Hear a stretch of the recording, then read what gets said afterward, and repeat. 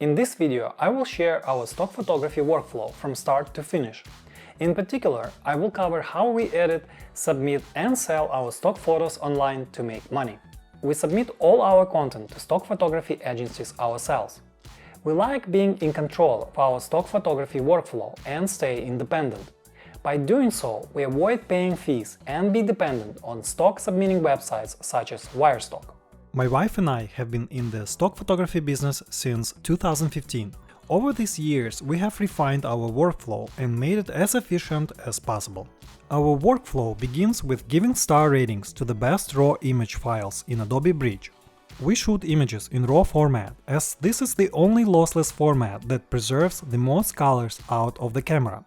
Next, we rename the selected files. We submit our photos in batches of 500. If you do not have that many images, submit whatever number you have. This number could be 100 or 200. It is important to have a uniform naming convention for your image files. We do so because we often re-edit and resubmit our images that got rejected. We name our image files with at least 5 digits. Then we give a short description of what is being depicted in the photo.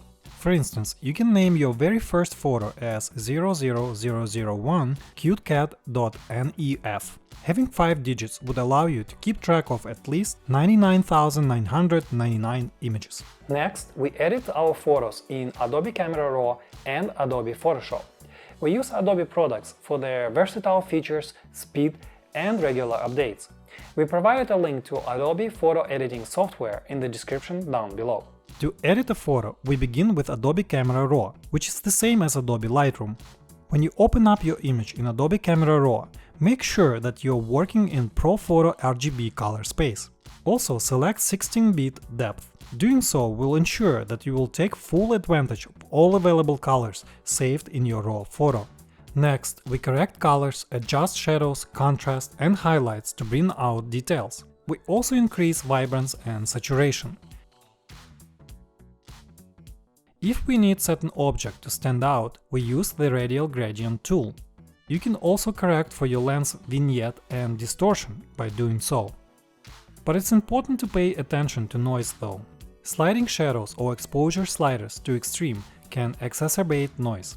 Then we sharpen our image and reduce noise as necessary. Finally, we give an image a final look and open it in Adobe Photoshop. We choose ProPhoto RGB as our default working color space in Photoshop. This is the same color space that we use in Camera Raw before. In Photoshop, we remove logos and other unwanted objects. We also use Photoshop to retouch and smooth skin. Finally, we apply several filters that create a certain look and color contrast. Sometimes getting a certain color look yourself is difficult and time-consuming. For this reason, third-party plugin filters come in handy. In particular, we use the DxO Nick Collection plugin. We especially like their Color Effects Pro filters. The 3 filters we use are Foliage, Tonal Contrast and Detail Extractor. We included the link to Nick Collection in the description below. We also use Topaz Denoise AI plugin to remove noise in specific areas. Unlike the noise reduction tool in Adobe Camera Raw, Topaz Denoise AI removes noise in a very targeted way. Next, we sharpen our image using Unsharp Mask in lab mode. Doing so will not create unnecessary artifacts and noise. However, sometimes the image is so blurry that it may need stronger sharpening. After testing several sharpening plugins, we chose Topaz Sharpen AI for this task. We included a link in the description below for all Topaz Labs programs we like and use. Finally, we convert our final product to sRGB color space like so. Then we save a JPEG files for submission to stock photography websites. As a final product, we have 3 files for a particular image, which are RAW, XMP and JPEG files. In the past several years, we experienced high rejection rates. It was especially pronounced at Shutterstock. It's not clear why, but quite often it could be a human or machine error.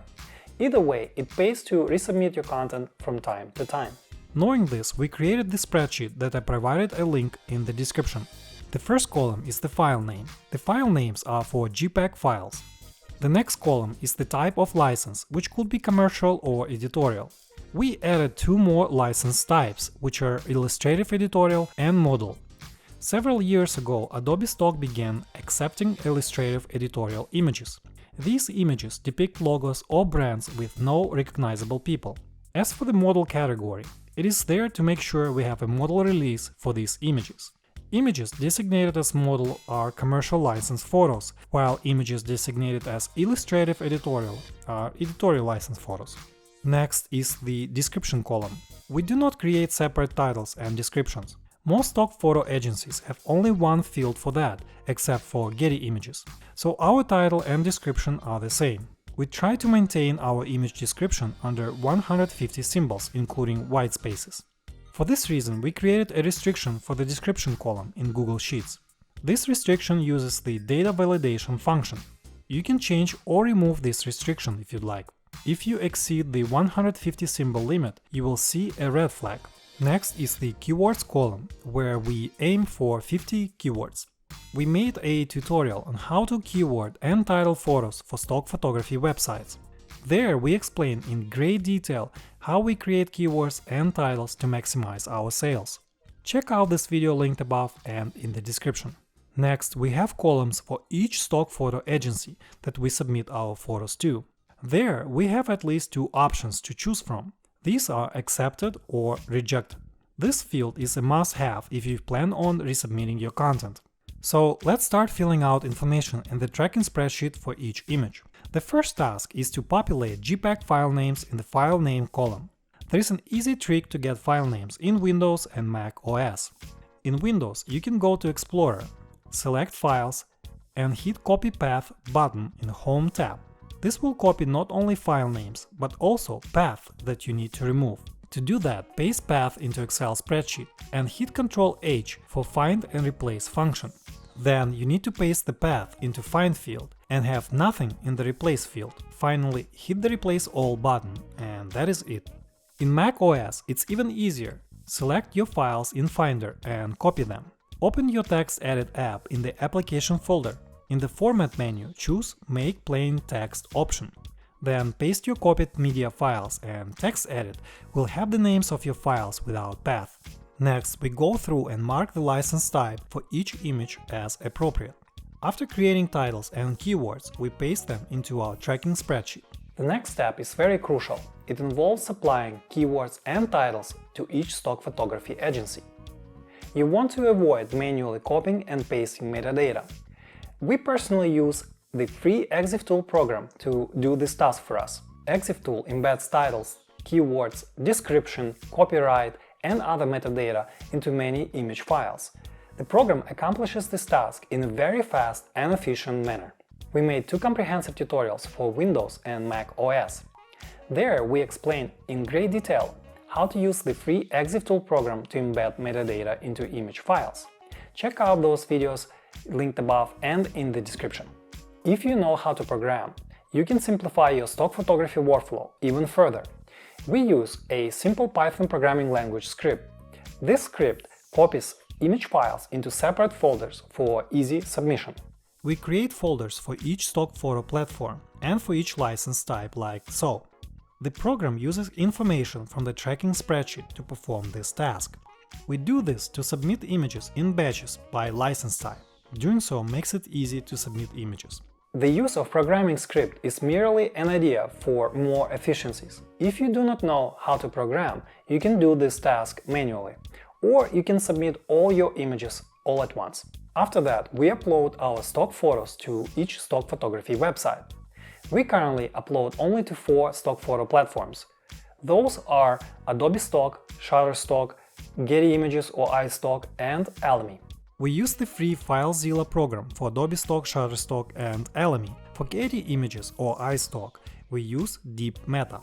Each stock photo website recognizes metadata we embedded with Exiftool. We can see that Shutterstock, Adobe Stock, and others populated titles or descriptions and keywords for us. The best part of this is that we do not waste any time copying and pasting information. As for iStock, it requires contributors to disambiguate each keyword in Deep Meta. This means that you have to choose what each keyword means. This takes a lot of our time, and unfortunately there's no way around it. As for managing our model and property releases, we use the Easy Release app. You can sign releases digitally in the app and generate PDF or JPEG versions of releases. Also, you can connect your Dropbox, OneDrive or Google Drive and store releases there. Next, we choose categories and license types and submit photos for review. After submitting our work, we wait for review. After the review is over, we mark images as accepted or rejected in our tracking spreadsheet. If we deem certain images valuable, we may re-edit and resubmit them for review again. By doing so, we raised our cumulative acceptance rate to over 90 to 95%. We keep all our JPEG and RAW files separately. All JPEG files are stored in one folder for ease of access for resubmission. RAW files are stored in their own folder. We store all our photos on a separate USB HDD drive. We have been using Seagate and Western Digital hard disk drives for years. We included a link in the description for these storage devices. While we have not experienced a complete failure of our USB drives, this can happen. Because our income depends on access to our content, we made a decision to use iDrive as our secondary cloud backup option. We highly recommend iDrive if you are considering cloud backup. We included a link in the description for iDrive. iDrive offers large discounts for first-time subscribers if you use our link. We made a separate video where we discussed data backup options for photographers. We also compared iDrive with other popular cloud storage providers. We linked this video above and in the description too. And that is it for our stock photography workflow tutorial to sell photos online. There are many more hacks and shortcuts we use that go beyond this tutorial. We will make separate videos just on that coming out shortly that we will link above and in the description. So stay tuned for that. If you have suggestions on how to improve stock photography workflow further, please leave us a comment. We are very curious to hear what other fellow stock photographers are doing. If you like this video and got something out of it, please give it a like and subscribe to our channel.